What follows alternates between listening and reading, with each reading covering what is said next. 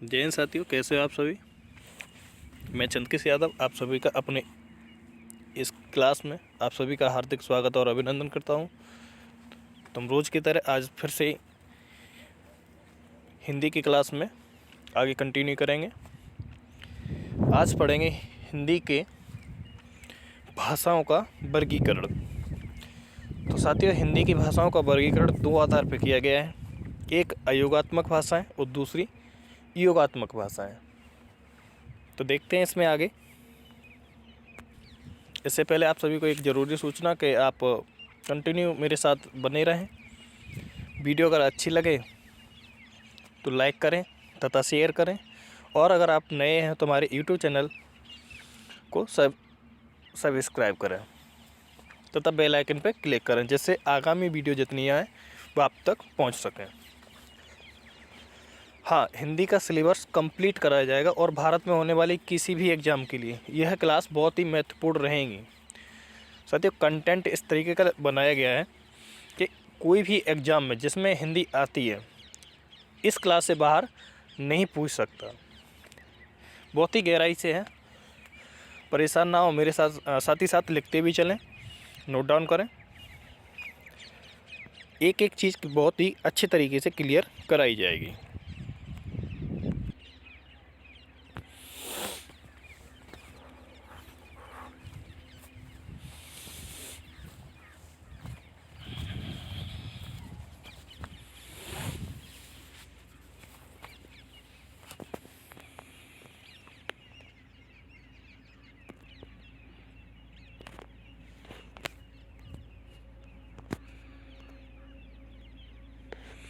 यहाँ हम देखते हैं, सबसे पहले पिछली क्लास का थोड़ा सा रिवीजन करेंगे, उसके बाद आगे बढ़ेंगे। कल हमने पढ़ा था कि हम यह पढ़ चुके हैं कि हिंदी हमारी क्या है, राजभाषा। हिंदी हमारी राजभाषा है, हिंदी हमारी मातृभाषा है, न कि हमारी राष्ट्रभाषा, और हमारे राजकाज की भाषा हिंदी है। हम सभी के मन में यह एक प्रश्न हमेशा रहता है कि हिंदी का विकास किस प्रकार हुआ है। क्या हिंदी से पहले से ही विकसित है?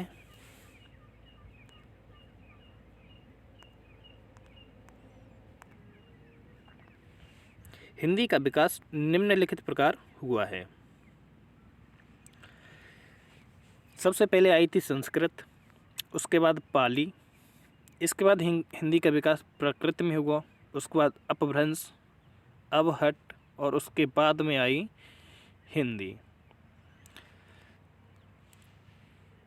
संस्कृत लगभग 1500 ईसा पूर्व भारत में प्रयोग होने लगी थी। 1000 और 1100 ईसा पूर्व तक हम हिंदी भाषा का प्रयोग करने लगे। इस प्रकार हम कह सकते हैं कि 1500 ईस्वी पूर्व से 2000 ईस्वी तक आने में हिंदी को 35 साल का समय लगा। हिंदी भाषा के संदर्भ में कहा जाता है कि हिंदी भाषा के विकास में संस्कृत का योगदान अत्यधिक रहा है। ऐसा कहने का कारण भी है एक। यह कारण जो कि हिंदी हम प्रयोग करते हैं उसमें कुछ शब्द संस्कृत से ही हिंदी में ज्यों के त्यों रख दिए गए हैं। यानी हिंदी का जो विकास हुआ है वो कहीं ना कहीं संस्कृत से माना जाता है और अत्यधिक मात्रा में संस्कृत का प्रयोग किया गया था। लेकिन संस्कृत के कुछ शब्द ज्यों के त्यों हिंदी में रख दिए गए हैं, जिन शब्दों को तत्सम कहा जाता है। यानी संस्कृत से आने वाले जो भी शब्द हैं उन्हें तत्सम शब्द कहते हैं, और कुछ शब्द संस्कृत से बदलकर रख दिए गए जिन शब्दों को तद्भव कहा जाता है। यहाँ ध्यान दें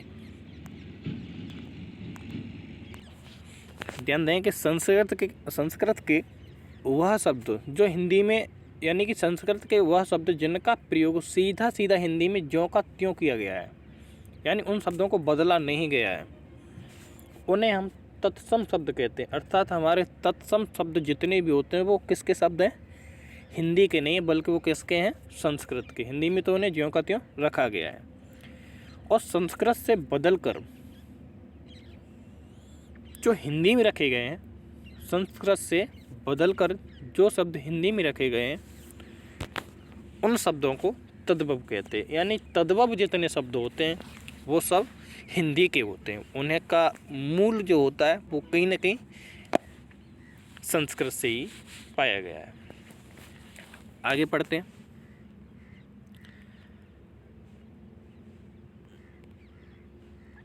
जैसे हम कहते हैं मनुष्य का विकास चिंपैंजी से हुआ है, जो गोरिल्ला है वह हमारा सबसे नज़दीकी पूर्वज है। इस तरीके से मानते जैसे मनुष्य का विकास जो हुआ था एक बंदर से हुआ था माना जाता है, जो गोरिल्ला है वह हमारा सबसे नज़दीकी पूर्वज है। इसी प्रकार हम भाषा में भी समानता देखते हैं कि क्या समानता है, क्या ऐसी चीज़ है जो इनको आपस में एक दूसरे की समानता प्रकट करती है। उसी के आधार पर हम पता लगा सकते हैं कि कौन सी भाषा में नज़दीकी होती है। इसी के आधार पर हम भाषाओं का वर्गीकरण करते हैं। जिस तरीके से हमारा मनुष्य का विकास हुआ है वो चिंपैंजी यानी जो गोरिल्ला है उसको कहीं ना कहीं हम अपना नज़दीकी पूर्वज मानते हैं। उसी तरह हम भाषा को भी देख सकते हैं कि इसमें क्या समानता है, कौन सी भाषा में नज़दीकी होती है। इसी के आधार पर हम भाषाओं का वर्गीकरण करते हैं। अब यह भी प्रश्न उठता है कि क्या संस्कृत से पहले भी कोई भाषा थी जो संस्कृत से मिलती जुलती थी? क्या संस्कृत से पहले कोई भाषा थी जो संस्कृत से मिलती जुलती थी? तो जी हाँ, संस्कृत से पहले भाषा थी जो संस्कृत से ही मिलती जुलती थी। ऐसा नहीं कि हिंदी का विकास संस्कृत से हुआ है तो संस्कृत से पहले कोई भाषा नहीं होगी, थी। माना जाता है एक भाषा थी जो हम आगे बताएंगे। हमने इससे पहले की कक्षाओं में पढ़ा है कि विश्व में लगभग 7111 भाषाएं। जैसा कि हमने इससे पहले जो वीडियो अपलोड की थी पढ़ाया था, उसमें तो हमने पहले बताया था कि लगभग विश्व में 7111 भाषाएं बोली जाती हैं। और 7111 भाषाएं, क्या इन भाषाओं का वर्गीकरण हो सकता है? क्या इन भाषाओं में समानता है? हाँ, अगर इन भाषाओं में समानता है तो इन्हें हम बांट सकते हैं। तो ये से समझने की कोशिश करते हैं। जैसे अगर समानता है तो समानता यहाँ देखने को मिलती है। एक शब्द लेते हैं मात्र। संस्कृत में अगर इस शब्द को बोला जाए तो मात्र बोलते हैं। इसी शब्द को अगर ग्रीक भाषा में बोला जाए तो मैतेर। इसी शब्द को अगर अंग्रेजी में बोला जाए तो मदर, और जर्मन भाषा में बोला जाए तो मटर, और अगर इसी शब्द को हिंदी में बोलते हैं तो माँ। इन सभी शब्दों का अर्थ माँ ही है। इस प्रकार देखा गया है कि सभी व्यक्ति अलग अलग जलवायु में रहते थे तथा अलग अलग मुंह की संरचना होती। इसी कारण ध्वनियों में अंतर आ गया। यहाँ देखने की चीज़ मिलती है, शब्द एक ही है, लोग अलग अलग देश में रहते हैं, वहाँ की अलग अलग क्लाइमेट है, वहाँ की जो जलवायु है वो अलग अलग है, और जलवायु के आधार पे मनुष्य के शरीर में भी परिवर्तन होता है, मुंह की संरचनाएं होती हैं, ध्वनि में भी परिवर्तन होता है।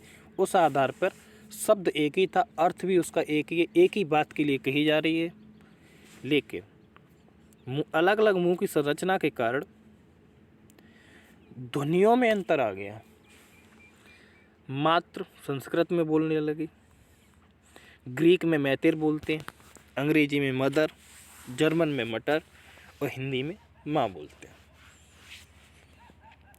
तो ये शब्द एक दूसरे से बिल्कुल सेम मिलते जुलते।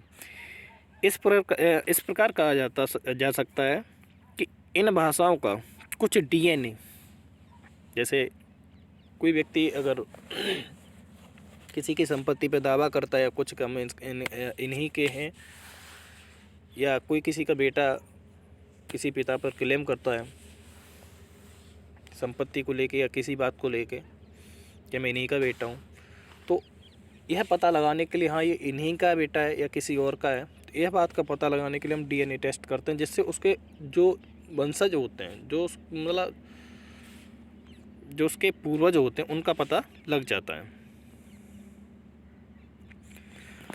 तो इस प्रकार कहा जाता है कि इन भाषाओं को कुछ डीएनए मूल प्रकृति अर्थ समान होता है, इसी कारण इनका जन्म एक पुरानी आदिम भाषा से माना गया है। इस बात का ध्यान रखना, संस्कृत से पहले कौन सी भाषा थी?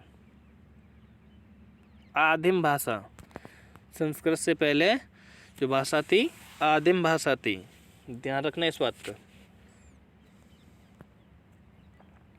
इसी के आधार पर अब इस आदिम भाषा यानी 7111 लगभग विश्व में जो भाषाएं बोली जाती, इन्हें हम दो भागों में बांट लेते हैं। इसी के आधार पर हम भाषाओं का वर्गीकरण करते हैं। तो पहले भाग में बांटा गया आकृति मूलक वर्गीकरण और दूसरा किया गया ऐतिहासिक पारिवारिक वर्गीकरण। तो समझते हैं आगे ऐतिहासिक पारिवारिक वर्गीकरण क्या होता है, आकृति मूलक वर्गीकरण क्या होता है। जैसा कि यहाँ पे दिख रहा है कि भाषा के दो भागों में बांटा गया, पहला इसे दूसरा इसे। लिखते भी चलें साथ ही साथ। बहुत ही बढ़िया नोट्स हैं, परेशान ना हो। सारी बातें इसमें लिख दी गई हैं जिससे आपको किसी भी तरह की कोई समस्या ना हो।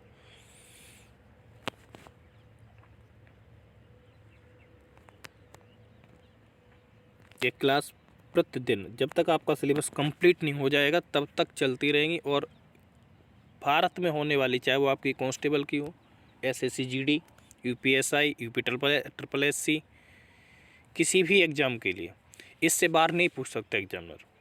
इसमें सब कुछ कंप्लीटली दिया गया है, छोटी से छोटी बात भी सम्मिलित की गई और बड़ी से बड़ी बात को भी इसमें शामिल किया गया है। तो पहला वर्गीकरण भाषा के आधार पर जो वर्गीकरण किया है, एक है आकृति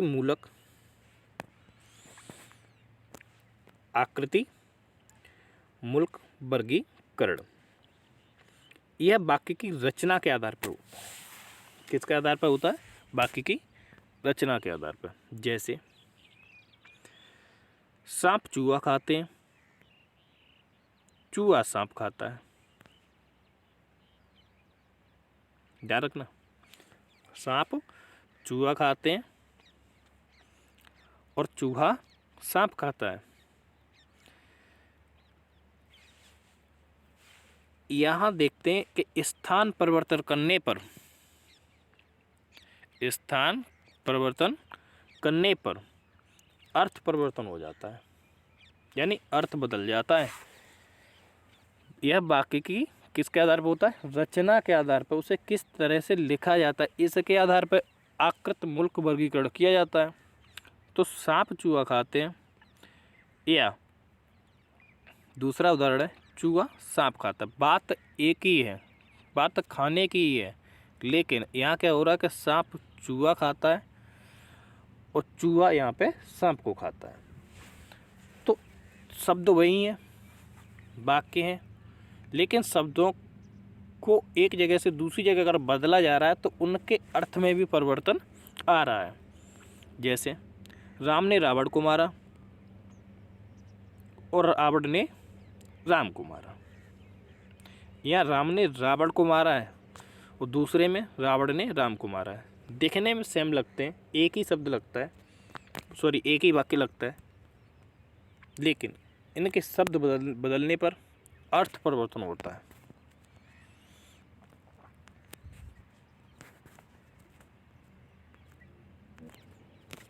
साथ ही हमें कुछ कहने की भी ज़रूरत नहीं है, क्योंकि छोटी छोटी बात जो हमें कहनी भी है वो भी हमने इसमें PDF में लिख दी गई है। जैसे राम ने रावण को मारा या रावण ने राम को मारा, तो इन सभी देखो यहाँ पे मैंने साफ तौर पे छोटी छोटी बातें आप एक तरफ से अगर लिखते भी जाएंगे तो आपको किसी तरह मेरी समझाने की ज़्यादा ज़रूरत ही नहीं है। इन सभी उदाहरण में हमने देखा कि स्थान परिवर्तन करने पर अर्थ परिवर्तन हो गया। इसी तरह एक श्लोक है, रावण राम हातवन, और दूसरा है राम रावण हातवन। इस श्लोक में हमने देखा कि स्थान परिवर्तन करने से अर्थ में परिवर्तन नहीं हुआ। ये संस्कृत का शब्द है। स्थान परिवर्तन करने से अर्थ में परिवर्तन नहीं हुआ। अब समझते हैं, हम पढ़ चुके हैं अभी आकृति मूलक वर्गीकरण, और दूसरा जो था दो आधार पे बांटे थे, तो दूसरा है ऐतिहासिक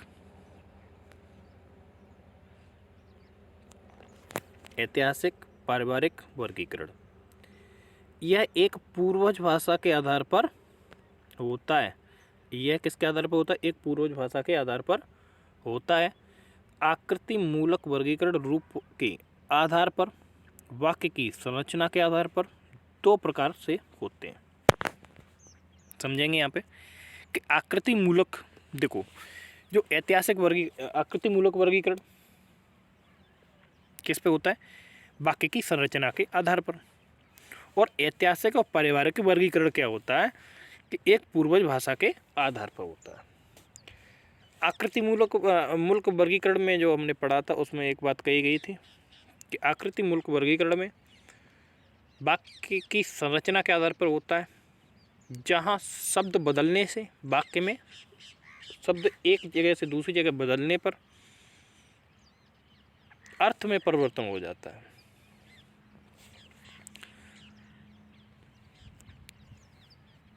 अब आकृति मूलक वर्गीकरण जो है इसे दो प्रकार के होते हैं। वाक्य की संरचना के आधार पर कितने प्रकार के होते हैं? दो प्रकार के। एक होता है अयोगात्मक या वियोगात्मक पढ़ेंगे, और दूसरा होता है योगात्मक भाषाएं। एक होता है आकृति मूलक वर्गीकरण को दो भागों में बांटा गया। भाषाओं का वर्गीकरण यहाँ पे फिर से समझते हैं। भाषाओं का वर्गीकरण जो किया गया, भाषाओं का वर्गीकरण दो भाग पे किया गया। एक आकृति मूलक वर्गीकरण और दूसरा ऐतिहासिक या पारिवारिक वर्गीकरण। दोनों हमने पढ़ चुके। इसके बाद अब आकृति मूलक जो वर्गीकरण था उसे दो भागों में बांटा गया। एक बांटा गया अयोगात्मक या वियोगात्मक, और दूसरा है योगात्मक। पहला अयोगात्मक और दूसरा योगात्मक। अब समझते हैं योगात्मक और अयोगात्मक क्या। नोट, ध्यान देंगे इस बात पे कि जब भी हम कोई शब्द बनाते हैं तो उसमें दो प्रमुख तत्व होते हैं। ध्यान रखना, कोई भी शब्द बनाएंगे उसमें दो प्रमुख तत्व होना ही चाहिए। अगर दो प्रमुख तत्व नहीं होंगे, यानी ये दो बातें नहीं होंगी, तो वह शब्द नहीं होगा। ध्यान रखना, दो तत्वों से ही मिलकर शब्द बनता है। जैसे पहला है, एक प्रकृति होनी चाहिए उस शब्द की, उसमें अर्थ होना चाहिए, भाव होना चाहिए। मूलतः बात यह है इसमें कि यह अर्थ को आधार प्रदान करता है। यानी ये क्या करता है? अर्थ को एक आधार बना के चलता है, उसको आधार बनाता है। दूसरा क्या होना चाहिए एक शब्द में? प्रत्यय, जिससे होता क्या है कि अर्थ में रूप परिवर्तन अथवा अर्थ को स्पष्ट करने वाला अंश होता है। ध्यान रखना, कोई भी शब्द बनने दो चीज़ों से मिलकर बनता है। एक उसकी प्रकृति, अर्थ और भाव होना चाहिए उस शब्द में। दूसरा प्रत्यय होना चाहिए। अगर ये दो चीज़ें नहीं हैं तो यह शब्द नहीं बन सकता, उसे शब्द नहीं कहेंगे। जैसे एग्जाम्पल के तौर पे देखते हैं यहाँ पे वेद, दूसरा प्लस एक, तो वेद जहाँ पुराणों की बात हो रही है तो एक आधार भी प्रदान कर रहा है कि बात किसकी हो रही, पुराणों की, वेद शास्त्रों की। और दूसरा है इसमें प्रकृति भी है, अर्थ भी है और हमारा भाव भी है। भाव क्या है कि ये हमारे वैदिक पुराणों की बात हो रही है। दूसरी बात इसमें देखने को मिलती है कि एक क्या है, प्रत्यय। प्रत्यय हमेशा शब्द के पीछे लगाए जाते हैं और इस बात का ध्यान रखना, उपसर्ग हमेशा शब्द के आगे लगते हैं। ठीक है, प्रत्यय शब्द के पीछे। तो इसमें प्रत्यय भी आ गया और वेद, इसमें अर्थ भी आ गया। वेद का अर्थ भी है, भाव भी है और उसकी प्रकृति भी है। और इन दोनों को मिलाते हैं तो वेद प्लस एक से बनता है वैदिक। वैदिक, अब ये शब्द कंप्लीट शब्द बना, इसी शब्द कहेंगे। यानी कि वैदिक शब्द में दो चीज़ों का होना जरूरी है। किसका? पहला प्रकृति, अर्थ, भाव, प्रत्यय। जब तक दो तत्व, ये दो तत्व नहीं होंगे, ध्यान रखना, विशेष बात है ये। अब पढ़ते हैं आगे। अब समझते हैं अयोगात्मक भाषाएं क्या होती हैं। अयोगात्मक भाषा, इसमें प्रकृति प्रत्यय जैसी कोई चीज नहीं होती। समझे बात? इसमें प्रकृति प्रत्यय जैसी कोई चीज नहीं होती। अब इसमें पहली बात जो दी गई है कि इसमें प्रकृति और प्रत्यय जैसी कोई चीज नहीं होती। तो यहाँ एक एग्जाम्पल दिया है, एग्जाम्पल है राम ने रावण को मारा। तो राम शब्द ले लो, तो क्या राम शब्द में आपको कोई प्रकृति दिखी, कोई भाव देखा या कोई प्रत्यय देखा? रा अलग कर दो और माँ अलग, इनका कोई अर्थ है क्या? तो ये कंप्लीट शब्द नहीं माने जाते भाषा के आधार पर। भाषा के आधार पर एक शब्द में दो बातों का होना जरूरी है। उस शब्द में प्रकृति, भाव होना चाहिए और दूसरा प्रत्यय होना चाहिए। तो राम में कोई प्रत्यय नहीं है, ना कोई प्रकृति। तो इसमें प्रकृति प्रत्यय जैसे कोई चीज़ नहीं होती। प्रत्येक शब्द की स्वतंत्र स्थान या सत्ता होती है, अपने आप में फ्रीडम होता है। प्रत्येक शब्द कहीं भी उठा के रख दो, कोई दिक्कत नहीं है। तीसरी बात है, कारक और विभक्तियाँ परसरक से शब्द से अलग होती हैं। चौथी, वाक्य में प्रयुक्त होने पर शब्दों की स्वतंत्रता पर कोई प्रभाव नहीं पड़ता। अगर वाक्य में यह शब्द प्रयुक्त होते हैं, यानी इन शब्दों को प्रयोग में लाया जाता है, रखे जाते हैं, तो शब्दों की स्वतंत्रता पर कोई प्रभाव नहीं पड़ता। कहीं भी रख दो उठा के, शब्द ज्यों के त्यों रहेंगे, उसमें कोई बदलाव नहीं होता। पांचवी बात है कि शब्दों का विभाजन व्याकरणिक कोटियों में नहीं होता। शब्दों का जो शब्द हैं, उन शब्दों को व्याकरण की दृष्टि से आप उसे कोटियों में, मतलब उसमें बांट नहीं सकते। अर्थात संज्ञा, सर्वनाम, क्रिया, विशेषण आदि में नहीं बांट सकते। एक शब्द को, बात ध्यान रखना, वाक्य को बांट सकते हैं, एक शब्द को क्या नहीं कर सकते, इनका विभाजन नहीं कर सकते। किसमें? व्याकरण की दृष्टि से। इसके बाद छठवां है, एक ही शब्द स्थान भेद से संज्ञा, विशेषण, क्रिया आदि कुछ भी हो सकता है। समूहवाचक शब्दों से बहुवचन का बोध होता है। जो समूहवाचक शब्द होंगे उनसे हम पता लगा लेंगे ये बहुवचन है या एकवचन। ठीक। पद कर्म का विशेष महत्व होता है। जैसे निम्न उदाहरण में पद क्रम बदलने पर अर्थ बदल जाता है। जैसे यहाँ पे लिखा है, सीता ने गीता को मारा। तो सीता यहाँ पे क्या है? कर्ता, और गीता क्या है? कर्म। पहले हमने बताया था कि प्रत्येक शब्द इसमें क्या होता है? अयोगात्मक जो भाषाएं होती हैं, इसमें होता क्या है कि प्रत्येक शब्द में स्वतंत्रता होती है, उसे कहीं भी रख दो उसका अर्थ नहीं बदलेगा, चाहे बाकी का बदल जाए लेकिन शब्द का अर्थ नहीं बदलेगा। अब इसी तरह यहाँ सीता ने गीता को मारा था, अब हम शब्दों का स्थान बदल देते हैं क्योंकि वो स्वतंत्र है अपने आप में। तो गीता ने सीता को मारा, तो यहाँ सीता कर्म हुई और गीता कर्ता। शब्द, किसी भी शब्द का कोई अर्थ बदला नहीं, बाकी का बदल गया लेकिन शब्द का नहीं बदला। 9वें में देखते हैं, 9वें नंबर पे इसमें जो अयोगात्मक भाषाएं होती हैं उसमें क्या है कि अर्थ में सुर भेद होता है, हल्का सुर का अर्थ अलग होता है और तेज सुर का अर्थ अलग होता है। ध्यान रखना, जैसे किसी को बुलाया, अगर उससे कहा इधर आओ, इधर आओ, हल्का सुर में अगर बोलेंगे तो समझेंगे उसने धीमे से बुलाया है, आसानी होगी इसमें। तो जैसे किसी ने कहा कि इधर आओ, अगर इसी बात को किसी ने तेज सुर में बोला इधर आओ, तो होता क्या है, यहाँ पे समझने की कोशिश करेंगे कि धीमे से बुलाया और तेजी से बुलाया, दो शब्द अपने आप बन जाते हैं, धीमा और तेज। सुर भेद होता है अर्थ में। 10वीं बात है इसमें कि एक शब्द कई प्रकार के प्रयोग एक शब्द कई प्रकार से प्रयोग में लाया जा सकता है।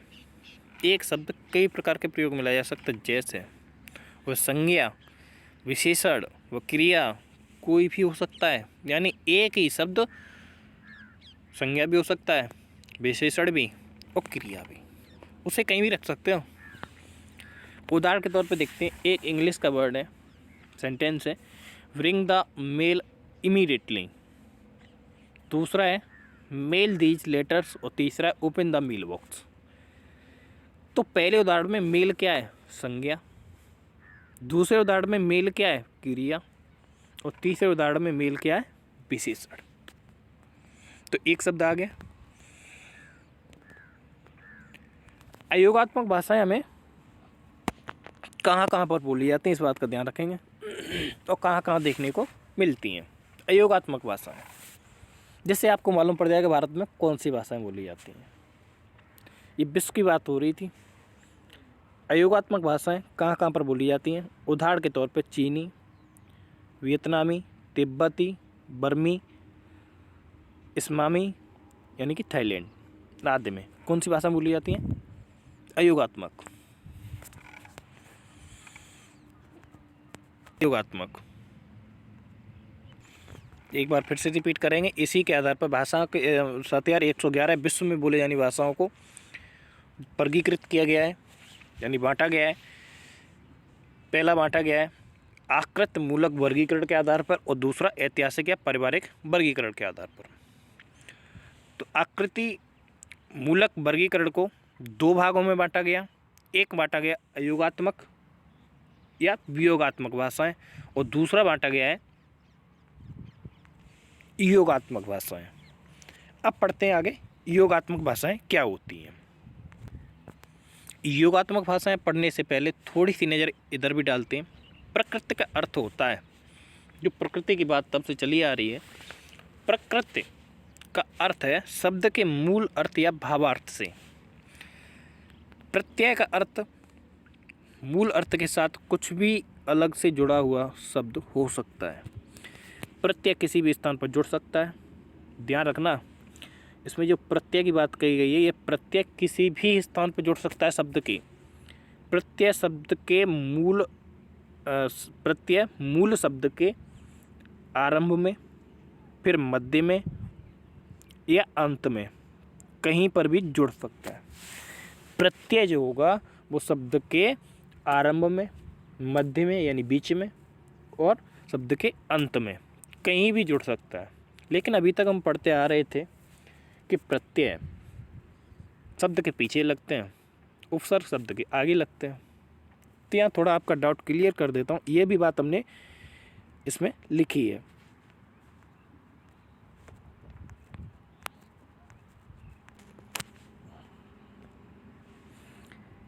यहाँ पर हमें एक बात को ध्यान में रखना है कि शब्दांश में हम उपसर्ग व प्रत्यय का प्रयोग करते हैं, परंतु यहाँ प्रत्यय का मतलब अंत में जुड़ने वाला शब्द नहीं है, बल्कि यहाँ हम भाषा के विकास के संदर्भ में प्रत्यय को पढ़ रहे हैं। ध्यान रखना, यहाँ जो बात कही गई है वो प्रत्यय शब्दांश के अंत में उपसर्ग शब्दांश के आगे जुड़ने की बात नहीं है। यहाँ जो प्रत्यय की बात हुई है वो सिर्फ और सिर्फ भाषा के विकास के संदर्भ में बात हो रही है, जहाँ पर इसका अर्थ मूल शब्द से, यानी कि मूल शब्द में किसी भी स्थान पर जुड़कर अर्थ को स्पष्ट करने के लिए होता है, बस। ठीक है, ध्यान रखना इस बात का। अब पढ़ते हैं आगे योगात्मक भाषाएं। योगात्मक भाषाएं क्या होती हैं? पहले ये दूसरे नंबर पे आती हैं। पहले हम पढ़ चुके अयोगात्मक भाषाएं या वियोगात्मक। अब पढ़ेंगे योगात्मक भाषाएं। योगात्मक भाषाओं में शब्दों का निर्माण प्रकृति व प्रत्यय के योग से होता है। अब इसे भी कई भागों में बांटा गया है। किसे? योगात्मक भाषाओं को कई भागों में बांटा गया है।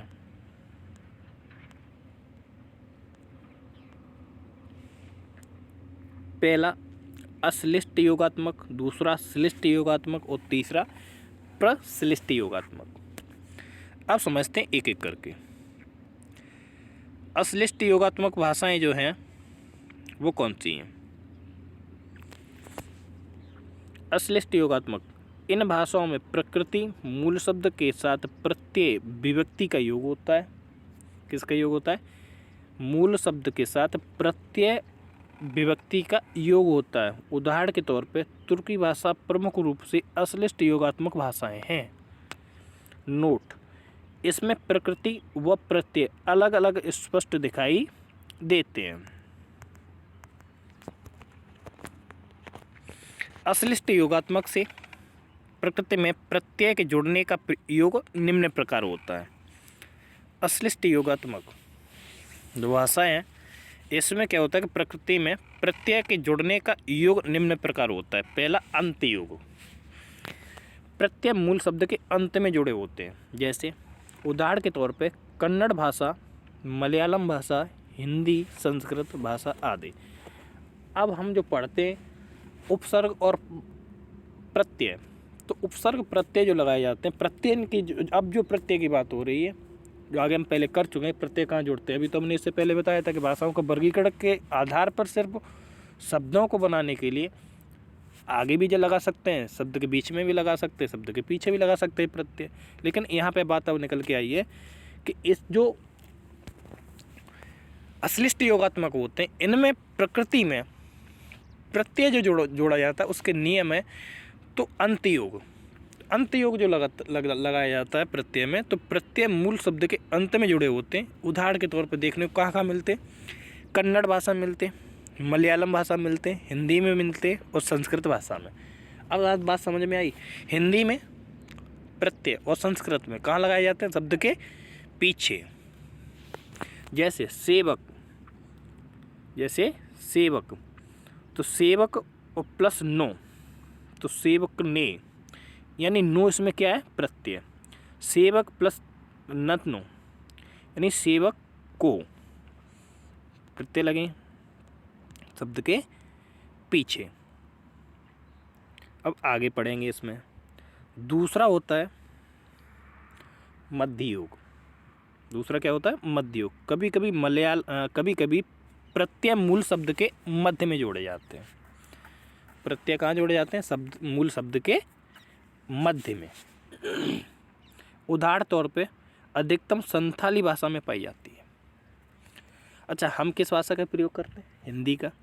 हिंदी में प्रत्यय जो जोड़े जा रहे हैं वो कहाँ जोड़े जा रहे हैं? अभी इससे पहले कहाँ बताए थे? देखिए, अंतयोग, और अंतयोग में भी कौन सा, अश्लिष्ट योगात्मक हो। अश्लिष्ट योगात्मक में भी हम कौन सी भाषा का प्रयोग करते हैं, योगात्मक हो। योगात्मक में भी किसका, आकृतिमूलक वर्गीकरण, दो बताए थे, आकृतिमूलक वर्गीकरण और कौन सा, पारिवारिक या ऐतिहासिक वर्गीकरण। तो आकृतिमूलक वर्गीकरण के दो भाग हुए थे, एक अयोगात्मक और दूसरा योगात्मक। और अब हम पढ़ रहे हैं योगात्मक। योगात्मक में भी कई भाग हैं, चार पार्ट में बांटा गया है, और चार में भी अब हम पढ़ रहे हैं अश्लिष्ट योगात्मक, और अश्लिष्ट योगात्मक को भी 4-5 भागों में बांटा गया है। तो जिसमें हम पहला पढ़ चुके अंतयोग, और दूसरा आप पढ़ रहे हैं मध्य योग। मध्य योग क्या होता है, कभी कभी प्रत्यय मूल शब्द के मध्य में जुड़े होते हैं। उदाहरण तौर पे अधिकतम संथाली भाषा में पाई जाती है। मध्य योग हमारे यहाँ नहीं लगता, प्रत्यय जो लगाया जाता है मध्य में, शब्द के मध्य में, हमारी भाषा में नहीं लगता। किस में लगता है, संथाली भाषा में। जैसे मंच, एक शब्द होता है मंच, तो मंच का अर्थ होता है मुखिया।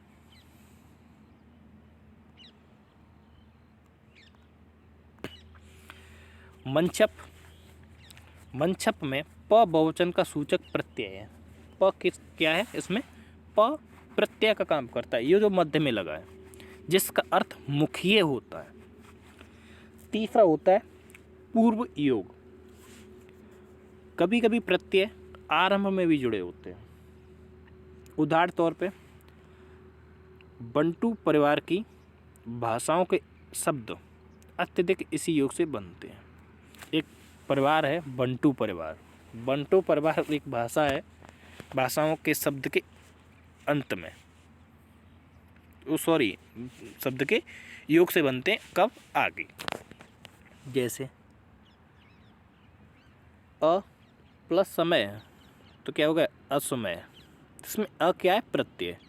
बे प्लस भाग, क्या हो गया, विभाग। तो जो विभाग है, विभाग में प्रत्यय की अगर बात करें तो प्रत्यय इसमें आगे लगा है, कौन सा, वे। प्रत्यय कौन सा लगा है, वे। ऐसे हम लोग बोलते हैं अस्मय, तो अस्मय में अ क्या है, प्रत्यय। तो सब प्रत्यय शब्द के कहाँ लगा है, शब्द के आगे।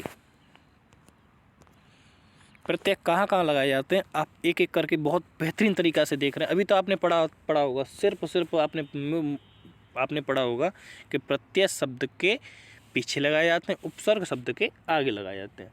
लेकिन हम आपको एक एक करके चीज़ बता रहे हैं कि प्रत्यय शब्द के आगे भी लगते हैं, पीछे भी लगते हैं, और बीच में भी लगते हैं। देखते हैं कैसे कैसे लगा सकते हैं और किन किन भाषाओं में लगते हैं। यकीन मानो, इससे बेहतरीन कंटेंट आपको कोई नहीं दे सकता, पूरे यूट्यूब पे देख लेना।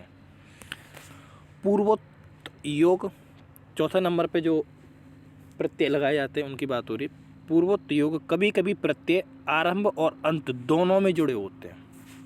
देखिए, बहुत बड़ी बात निकल के सामने आई है कि प्रत्यय भी हमने पढ़े पीछे, प्रत्यय पढ़े हमने बीच में, प्रत्यय पढ़ चुके शब्द के आगे। लेकिन अब एक ऐसे भी कुछ शब्द होते हैं जिनमें प्रत्यय शब्द के आगे भी होता है और पीछे भी होते हैं, यानी कि डबल प्रत्यय होते हैं एक ही शब्द में। उदाहरण तौर पे न्यू गिनी की नफीर भाषा में ऐसे शब्द मिलते हैं जिनके आरंभ में भी प्रत्यय होते हैं और अंत में भी प्रत्यय होता है। जैसे एक शब्द है स्नफ। स्नफ मीन्स होता है सुनना, तो जिसमें ज और इश्रप और ओ, तो इसमें ज और ओ क्या है, प्रत्यय। इसका पूरे का अर्थ है, स्नफ का पूरे का अर्थ है मैं सुनता हूँ। अब योगात्मक भाषा का दूसरा पॉइंट देखते हैं। दूसरा उसे जो बांटा गया है श्लिष्ट योगात्मक। अभी तक हमने पढ़े थे अश्लिष्ट योगात्मक, अब पढ़ रहे हैं श्लिष्ट योगात्मक। योगात्मक भाषा का ही दूसरा पार्ट है। इस भाषा की मुख्य विशेषता यह है, इस भाषा की मुख्य विशेषता यह है कि जब मूल शब्द के साथ प्रत्यय लगता है तो मूल शब्द के अर्थ में परिवर्तन हो जाता है।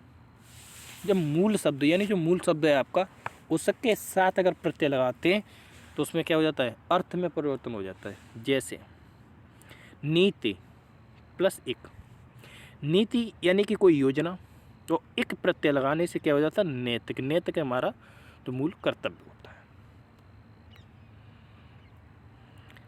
जैसे भूगोल,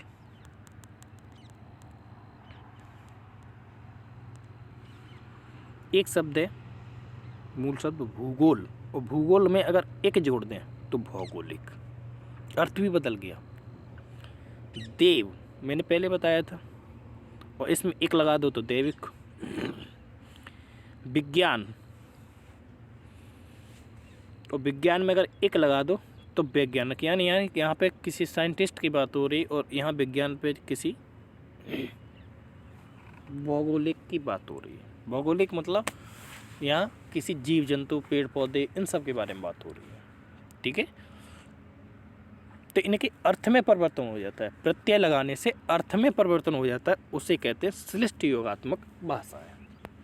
जिनके मूल शब्द में प्रत्यय लगाने से अर्थ में परिवर्तन हो जाए तो उन्हें कौन सी भाषा बोलते हैं, श्लिष्ट योगात्मक भाषाएं। इसके बाद है आपकी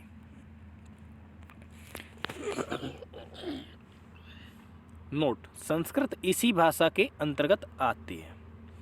अब ध्यान रखना, यहाँ पे संस्कृत जो आती है वो किस भाषा के अंतर्गत आती है, श्लिष्ट योगात्मक भाषाओं के अंतर्गत आती है, क्योंकि इसमें प्रत्यय कहाँ लगाए जाते हैं, पीछे। और कई बार हमें देखने को मिलता है, जैसे विज्ञान, भौगोलिक, नैतिक, दैविक, वैज्ञानिक, ये शब्द हमें मिलते हैं हिंदी भाषा में, संस्कृत में मिलते हैं। तो संस्कृत से कुछ शब्द हिंदी में निकल के आए, ज्यों के त्यों, कुछ बदल करके आए। तो मैं संस्कृत में जो ये शब्द मिलते हैं, संस्कृत भाषा इसी के अंतर्गत आती है। तो जैसी बात है, हम किसके क्या समझते हैं, श्लिष्ट योगात्मक भाषाएं।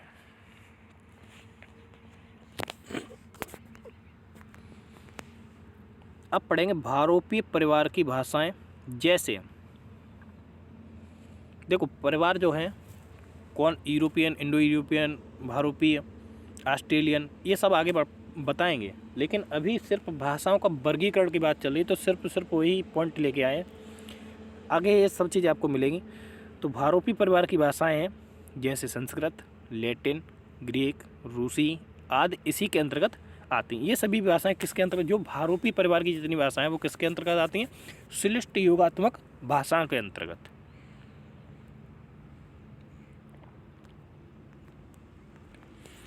नोट, श्लिष्ट योगात्मक भाषाएं, श्लिष्ट योगात्मक भाषाओं का विकास योगात्मक से अयोगात्मक, वियोगात्मक की ओर अग्रसर होता है। यानी योगात्मक से अयोगात्मक की ओर अग्रसर होता है। जैसे संस्कृत योगात्मक है और हिंदी अयोगात्मक। संस्कृत योगात्मक, और संस्कृत से ही निकल के कौन से शब्द आए हैं, हिंदी। संस्कृत से हिंदी की आदि जननी संस्कृत है, तो संस्कृत तो हो गए योगात्मक, और संस्कृत से जो निकल के शब्द बाहर आए वो हो गए अयोगात्मक, यानी कि जो हिंदी। अरबी, अरबी भाषा के उदाहरण, इसमें भी मूल शब्द बदल जाते हैं। जैसे ए, स, क मूल धातुओं से निम्न शब्द बन जाते हैं, इश्क, और दूसरा बनता है आशिक। तो आ में आशिक में क्या है, अप्रत्यय, और इश्क में ए प्रत्यय शब्द के आगे हैं। अरबी भाषा की बात हो रही है।